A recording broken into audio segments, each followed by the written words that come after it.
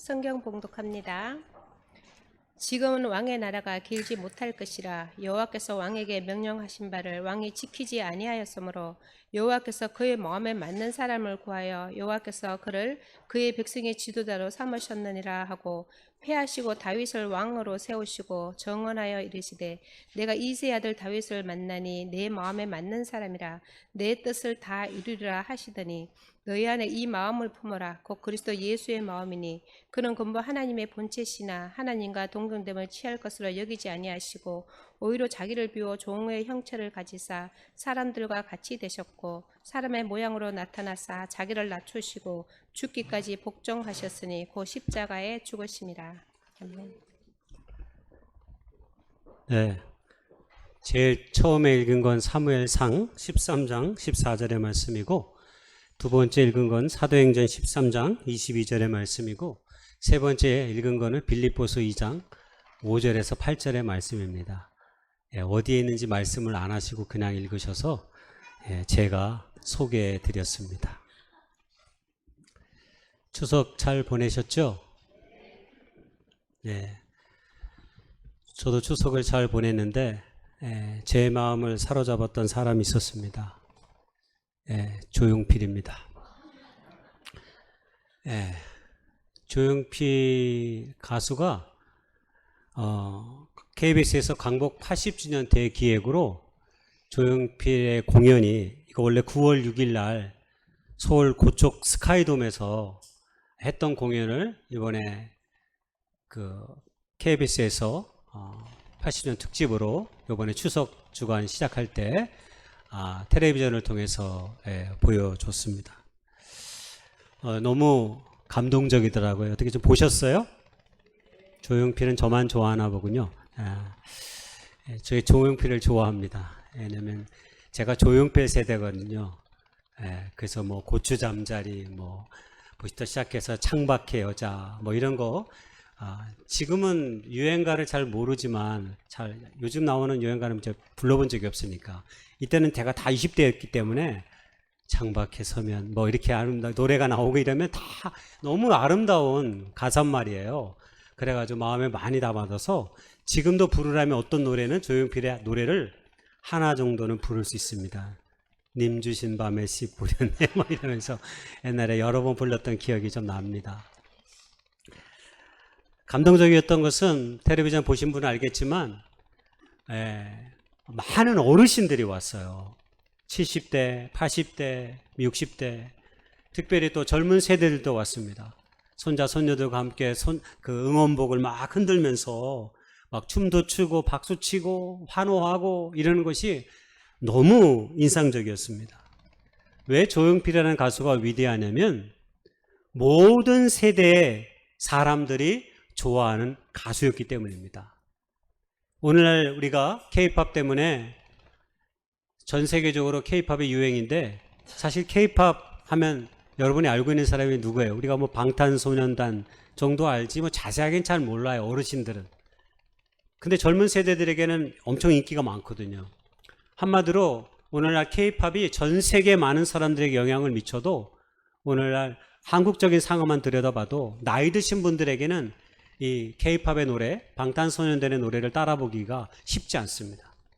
그런데 오늘 한국에서 현존하는 가수들 중에 이 조용필처럼 당대에 어린아이부터 나이 드신 많은 분들까지 함께 좋아했던 대중가요 가수가 없었습니다. 그래서 조용필이라는 가수가 위대하다라고 말하는 것은 거기에 있습니다. 모든 세대들이 좋아할 수 있는 노래를 불렀기 때문입니다. 추석 연휴 내내 그래서 조용필의 노래들이 제 머릿속에 많이 맴돌았습니다.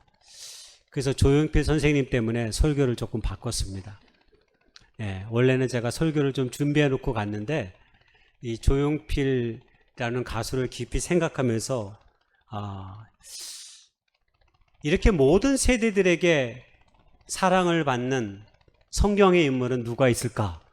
이런 생각을 해본 거예요.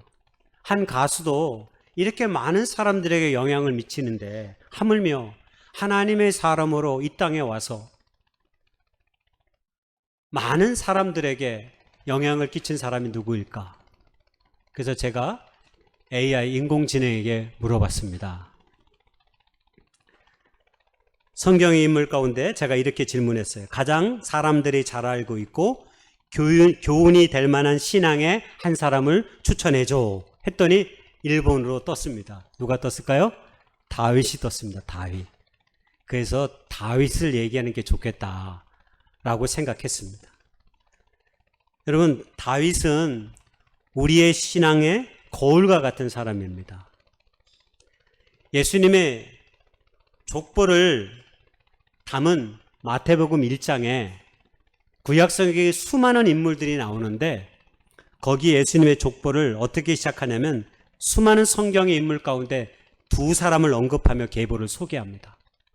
아브라함과 다윗의 자손 예수 그리스도의 계보라. 여러분, 이렇게 시작합니다. 이 말씀은 유대인들에게, 이스라엘 백성들에게 아브라함과 다윗이 차지하는 그 중요성을 우리에게 보여주는 것입니다. 마태복음이 유대인들을 향한 복음이기 때문입니다. 구약 성경에 수많은 하나님의 사람들이 존재하지만 마태가 생각하기에 딱 두 사람만 일단 언급하는 거죠. 그리고 그 뿌리를 통해서 예수 그리스도를 설명하려고 하는 거죠. 역대상 11장 9절에는 하나님께서 다윗을 이렇게 칭찬합니다. 만군의 주님께서 다윗과 함께 계심으로 다윗은 점점 더 강대해졌다. 다윗이 왕으로 있었을 때 하나님께서 그에게 많은 은혜를 주셔서 다윗이 주변에 있는 모든 나라들을 다 복속시켰습니다. 그래서 그 나라들로 하여금 조공을 받을 만큼 이스라엘이 큰 나라가 되었던 것입니다. 이스라엘의 모든 왕들 가운데 다윗처럼 칭찬을 받은 왕이 없습니다. 그 중에 성경의 백미가, 다윗을 칭찬하는 그 성경의 백미가 오늘 우리가 읽었던 그 말씀입니다. 바로 하나님의 마음에 합한 사람 다윗. 성경에 하나님의 마음에 합한 자라고 불리는 이 말씀이 성경에 두 번 나옵니다. 한 번은 사무엘 선지자를 통해서 13장에 나오는데 사울이 블레셋과의 전쟁에서 하나님이 지키시라고 하는 명령을 사울 왕이 지키지 않고 임의로 번제를 드립니다. 그때 사무엘이 사울 왕에게 말하기를 이 13장 14절을 통해서 하나님께서 이제 당신의 왕위를 폐하시고 하나님의 마음에 맞는 사람을 구하여 그를 이스라엘 백성의 지도자로 삼으실 것입니다. 라는 이야기를 건넨 것입니다.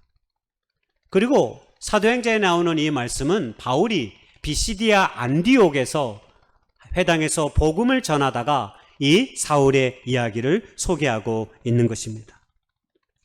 여러분, 다윗은 그러면 일평생 동안 아무런 죄도 짓지 않고 완벽한 사람이어서 하나님께서 이렇게 말씀하신 것일까요? 여러분, 그렇지 않습니다. 여러분, 우리가 잘 알듯이 다윗도 범죄를 저지른 적이 있습니다. 자기의 부하 우리아의 아내를 범하기도 했고, 심지어는 더 나쁜 것은 우리아를 살인 교사까지 했습니다. 부하를 시켜가지고 죽이도록 만들어버린 거죠. 그것뿐입니까?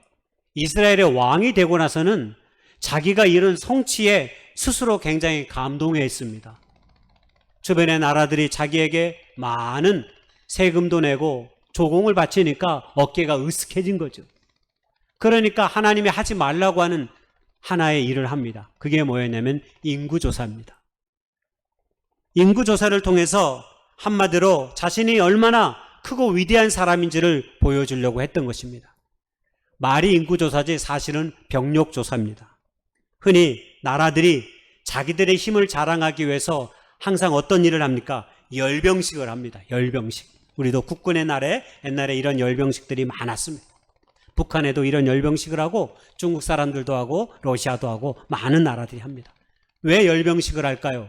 바로 자기네 나라가 갖고 있는 힘을 사람들에게 드러내고 싶어서 하는 것입니다. 여러분, 다윗이 자기의 힘을 드러내고 싶었습니다.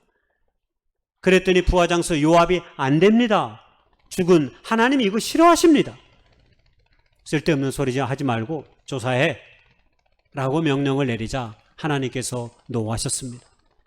그래서 이스라엘 가운데 전염병을 줘서 무려 7만 명이나 되는 사람이 다윗 때문에 죽음을 당합니다. 여러분, 이것이 다윗이 갖고 있는 잘못된 악한 모습이기도 한 것이죠. 한마디로 다윗의 인생은 모든 것이 다 좋은 것은 아니었습니다. 물론 하나님 앞에서 선하고 그가 하나님의 뜻을 이루려고 몸부림치고 겸손하게 정직하게 진실되게 행했던 삶의 순간이 훨씬 많습니다. 그렇지만 한마디로 잘한 것도 있고 잘못한 것도 있다라고 하는 것입니다. 그런데도 성경은 그를 하나님의 마음에 합한 자라고 그랬습니다. 여러분, 합했다라는 말이 히브리어로 이게 라브란 뜻인데, 여러분, 이 뜻이 어떤 의미를 갖고 있냐면 하나님의 뜻과 믿음이 일치했다, 하나님의 생각과 조율된 마음이었다라는 뜻을 갖고 있어요. 하나님의 생각과 조율된 마음으로 살아가려고 애썼던 사람, 여러분, 그것이 바로 다윗입니다. 다윗이 완벽해서 하나님의 마음에 합한 사람이 아니라 하나님의 뜻대로, 하나님의 생각대로 삶을 살려고 노력한 사람이다라고 하는 것입니다. 한마디로 그의 평생의 삶 동안 많이 어려움도 있었고 고난도 있었고 때로 잘못된 범죄도 있었지만 그래도 훨씬 더 많은 삶의 시간들을 하나님의 생각에 맞추어서 자기의 인생을 산 사람, 이렇게 말할 수 있는 거죠. 여러분, 그러면 우리는 다윗처럼 우리도 똑같이 하나님의 마음에 똑같이 합한 자가 될 수 있을까요? 여러분, 그럴 수 없습니다. 다윗은 그 시대에 하나님을 부름을 받아서 하나님의 뜻을 이룬 사람이기 때문입니다. 우리는 다윗처럼 살아갈 수도 다윗처럼 그러한 부르심 가운데 있지 않습니다. 그러나 우리에게도 하나님의 마음에 합한 사람처럼 열망을 품을 수는 있겠죠. 왜냐하면 우리도 그리스도 예수 안에서 구원받은 하나님의 자녀이기 때문입니다. 우리가 신앙생활 한다고 하는 것은 하나님의 자녀로 우리가 이 땅 가운데 삶을 살아가겠습니다 라고 하는 고백을 내포하고 있는 것입니다. 그러므로 예수님 안에서 구원받은 믿음의 사람들은 궁극적으로 예수 그리스도를 닮아가는 것을 우리의 신앙의 지표로 삼고 나아가는 것입니다. 이것이 바로 하나님의 마음에 합한 자의 모습인 거죠. 하나님의 마음에 합한 자의 모습이란 다른 것이 아닙니다. 신약으로 얘기하면 예수 그리스도를 끊임없이 닮아가기 위해서 노력하는 믿음의 사람, 이렇게 말할 수 있는 거죠. 예수 그리스도를 닮아가는 그 모습을 이미 예수님께서 당신의 삶을 통해 이미 우리에게 보여주셨습니다. 여러분, 그것이 우리가 아까 읽었던 빌립보서 2장 5절에서 8절까지의 말씀입니다. 여러분, 이 말씀이 예수님께서 어떻게 하나님의 뜻대로 하나님에게 자신의 모든 삶을 맡기면서 인생을 살았던 그 예수님의 모습을 그대로 보여주는 말씀입니다. 사람의 모양으로 나타나사 자기를 낮추시고 죽기까지 복종하셨으니 곧 십자가에 죽으심이라. 마지막 구절에 있는 이 말씀이 예수님이 어떤 삶을 사셨는지, 어떤 모습으로 우리에게 왔는지를 가장 잘 보여주는 말씀입니다. 여러분, 닮음이라는 것은 관계의 증거입니다. 여러분, 우리가 누군가 내가 좀 닮았다 만약에 이렇게 이야기하면 그 사람과 오랜 시간 동안 좋은 관계 속에서 삶을 지내오게 되면 우리가 그런 얘기를 합니다. 여러분, 대표적으로 우리가 부부는 오래 살면 어떻게 간다? 닮아간다, 이런 얘기를 합니다. 부부가 오래 살면 닮아갑니다. 여러분, 정말로 닮습니다. 생각하는 것도 비슷해집니다. 심지어는 말투나 표정, 심지어 웃는 것까지도 여러분 비슷하게 닮아갑니다. 왜 그럴까요? 여러분, 닮아간다는 것은 사랑한다는 것이기 때문입니다. 사랑하기 때문입니다. 사랑하지 않으면서 닮는 일은 없습니다. 여러분, 우리가 누군가를 사랑하면 자연스럽게 그 사람을 배려하고 그 사람의 마음을 읽으려고 하고 또 그 사람이 행하는 모습들을 내 것으로 삼기도 합니다. 그래서 서로에게 배움이 있는 거죠. 여러분, 신앙인들은 누구를 닮아야 할까요? 바로 예수님이죠. 바로 예수님을 닮는 것이 우리의 신앙의 궁극의 목표입니다. 여러분, 신앙생활의 목표는 교회를 잘 다니는 사람이 아니라 예수님을 잘 닮아가는 사람입니다. 오랜 동안 신앙생활에서도 만약 내가 예수 그리스도를 온전히 닮고 있지 못하다라고 있다면 뭔가 우리의 신앙을 다시 깊이 생각해 봐야 합니다. 예수 그리스도를 닮아간다는 것은 우리가 진정으로 예수님을 사랑하고 있을 때, 예수님을 따라 살아가고 있을 때만 우리가 닮아갈 수 있기 때문입니다. 그러면 어떤 예수님의 마음을 닮아가야 하는 것일까요? 호주의 여성 시인 에린 헨슨이라는 사람이 있습니다. 이 에린 헨슨이라는 사람이 아닌 것이란 시를 썼습니다. 당신의 나이는 당신이 아니다. 당신의 입는 옷의 크기도 몸무게와 머리 색깔도 당신이 아니다. 당신의 이름도 두 뺨의 보조개도 당신이 아니다. 뭐 이런 이야기를 썼는데요. 맨 마지막 구절이 저에게 가장 인상적이어서 제가 좀 소개하려고 합니다. 제가 빨간색으로 표시를 해놨는데, 당신 아닌 그 모든 것들로 자신을 정의하기로 결정하는 순간에는 그 위에가 세 번째 문장이 답이 있어요. 그건 당신을 잊는 것이다 라고 얘기한 거예요. 역설로 시를 썼어요. 당신 아닌 그 모든 것들로 당신을 정의하면 결국 당신은 아무것도 아니다 라고 이야기하는 것입니다. 크리스를 위해서 제가 영문으로 해놨습니다. 읽어보라고. 여러분, 이 시인은 우리들에게 사람의 눈에 비추어진 키, 외모, 나이, 그가 살고 있는 집, 그가 타고 다니는 자동차, 그가 직장에서 받고 있는 월급, 내 가족이나 주변 사람의 성공적인 삶, 여러분, 이런 것으로 자기를 정의하게 되면 온전한 것이 아니다라고 말하는 겁니다. 여러분, 그리스도인들의 신앙의 삶과 비슷하지 않습니까? 우리는 예수를 믿게 되면 이런 것으로 우리를 자랑하지 않죠. 이런 것은 잠시 혹 주어졌더라도 하나님께서 내게 잠시 맡겨주신 것으로 이해하죠. 사람은 자기 몸에 맞는 옷을 입어야 합니다. 아무리 비싸고 좋은 옷도 여러분, 내가 내 몸에 맞지 않으면 좋은 것이 아닙니다. 아무리 좋아도, 아무리 비싸도 내 몸에 잘 맞지 않으면 그것은 좋은 옷이 될 수 없습니다.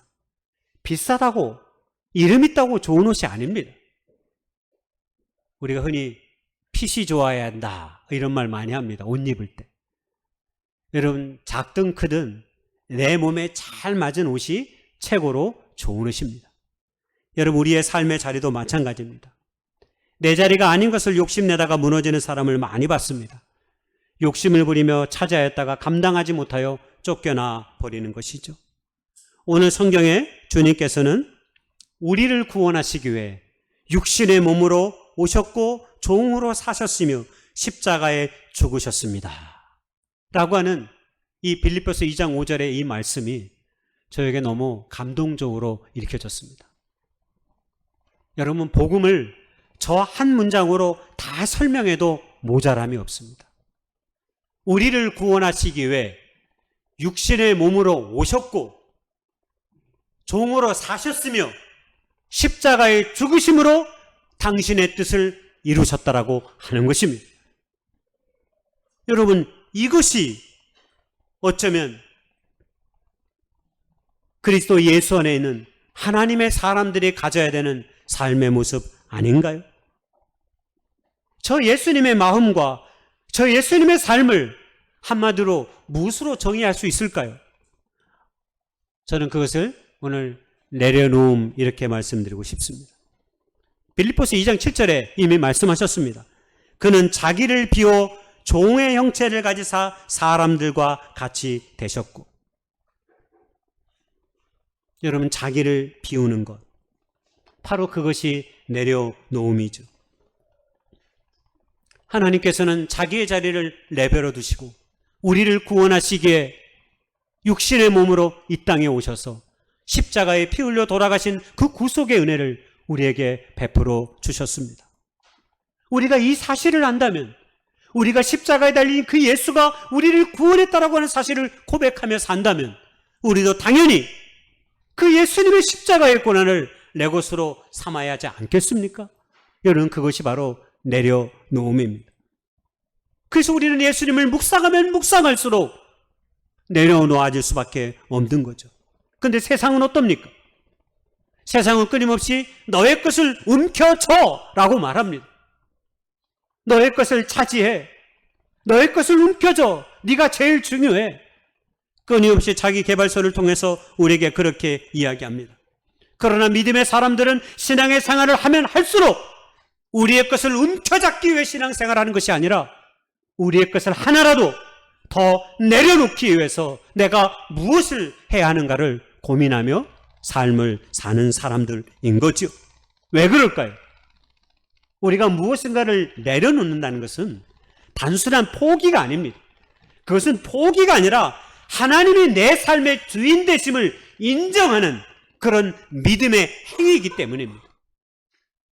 내가 내려놓음을 통해서 내 삶의 주권자가 하나님이십니다. 우리 주님이십니다. 라고 하는 사실을 고백하며 사는 것이기 때문입니다.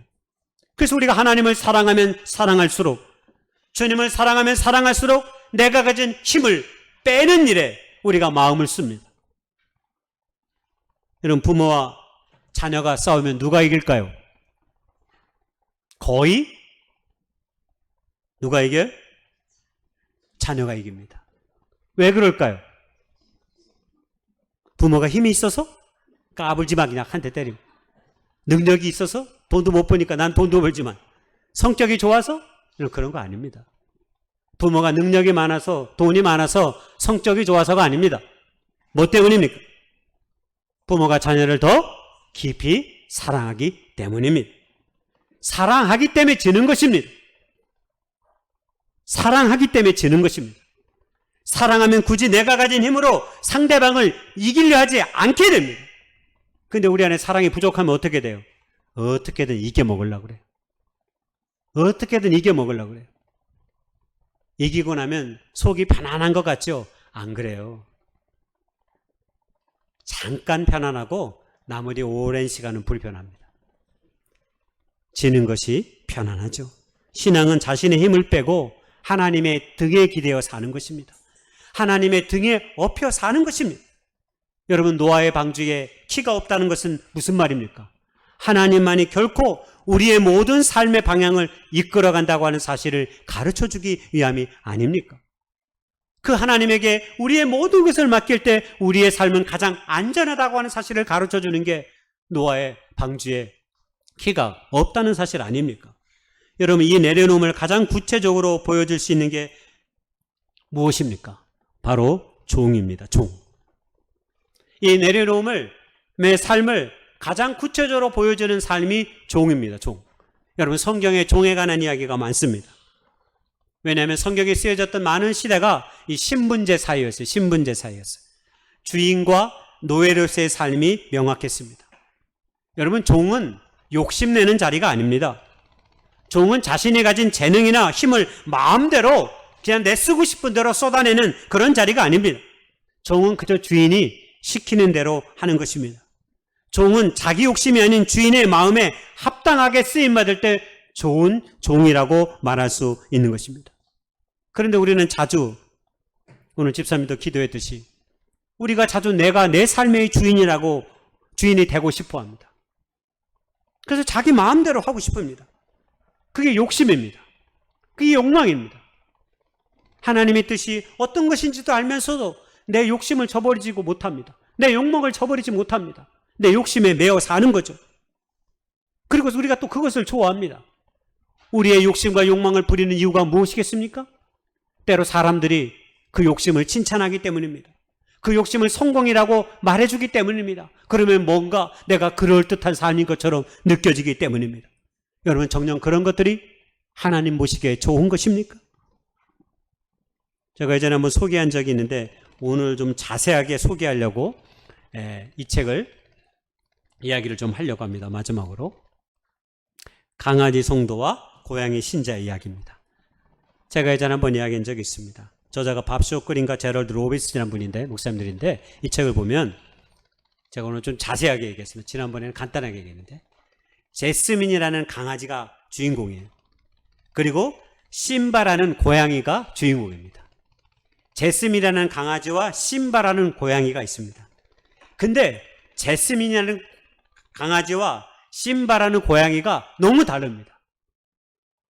제스민이라는 강아지는 주인이 딱 들어오는 것만 봐도, 주인만 얼굴만 봐도 막 달려가가지고 꼬리를 흔들면서 주인의 품에 안깁니다.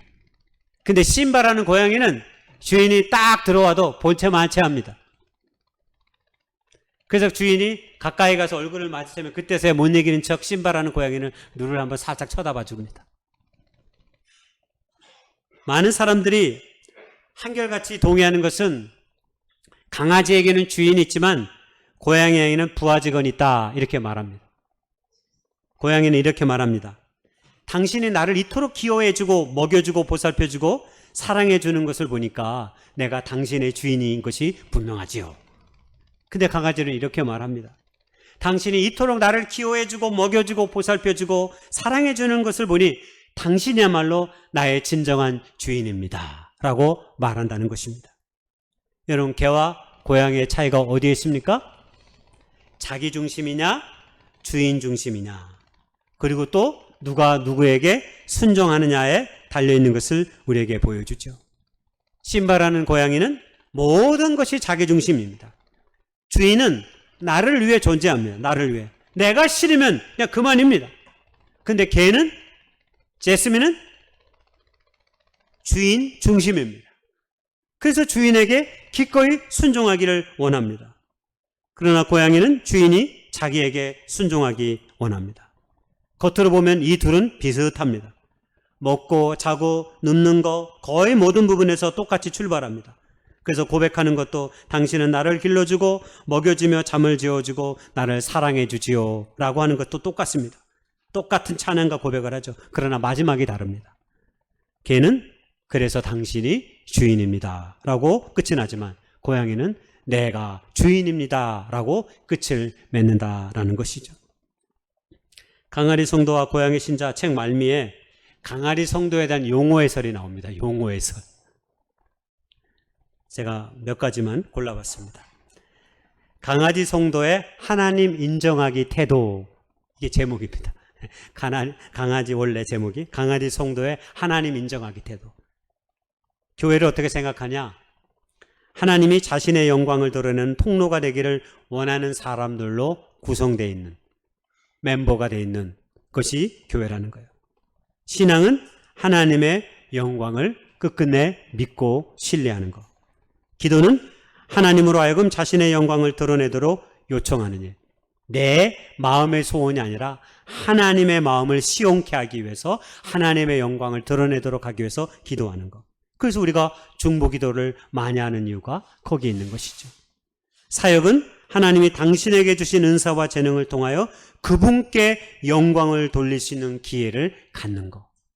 여러분, 이게 사역의 본질입니다. 여러분, 우리가 어떤 일을 많이 해놓고도 자기를 위해서 했다면 그건 사역이 아닙니다. 그러나 내가 아주 보잘것없는 작은 것을 행할지라도 하나님의 영광을 위해 했다면 그것이 하나님 안에서 사역이 되는 거죠. 예배는 하나님의 영광을 그분께 되돌려 드리는 것. 결국 하나님의 영광을 생각하며 사는 것, 그것이 내 삶에 드리워진 가장 큰 행복임을 알고 사는 것, 그리고 그것이 우리의 삶을 결정하는 것. 여러분, 이것이 믿음의 사람들이 보여주는 삶인 거죠. 우리는 강아지 성도입니까? 고양이 신자입니까?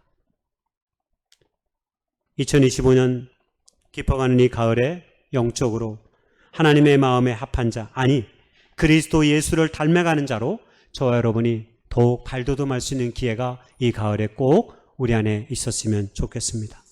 내 것을 채우는 일보다 주인의 것에 골몰하는 그런 믿음의 사람으로 저와 여러분이 아름답게 거듭날 수 있기를 주님의 이름으로 축복하고 소망합니다.